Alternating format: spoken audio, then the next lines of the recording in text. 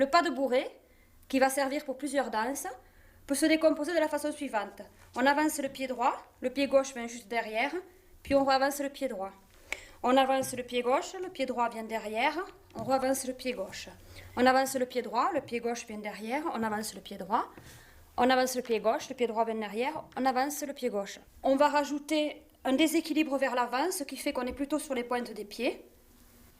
Et on peut aussi rajouter, pour rester équilibré, un balancier avec les bras, ce qui fait 1, 2, 3, 1, 2, 3, 1, 2, 3, 1, 2, 3.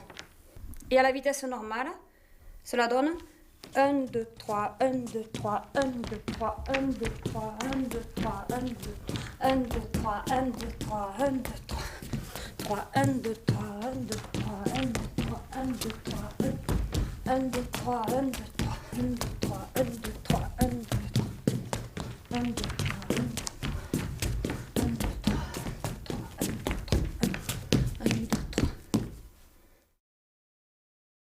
La caille. La caille est une danse de la famille des bourrées. Et les bourrées font partie sans doute des danses les plus anciennes d'Occitanie. Nous en présentons ici deux versions. Une version en ronde, collectée à l'occasion d'une veillée organisée dans le canton d'Espalion, dans l'Aveyron, autour de l'accordéoniste Raymond Lacan, mais aussi une version en ligne, qui est sans doute plus courante de nos jours.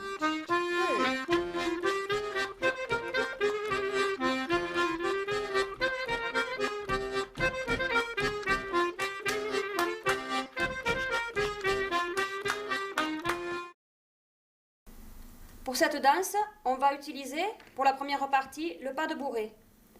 On va changer de place en faisant le pas de bourrée avec son cavalier, puis revenir à sa place initiale, tout en passant toujours sur la droite. Ce qui donne...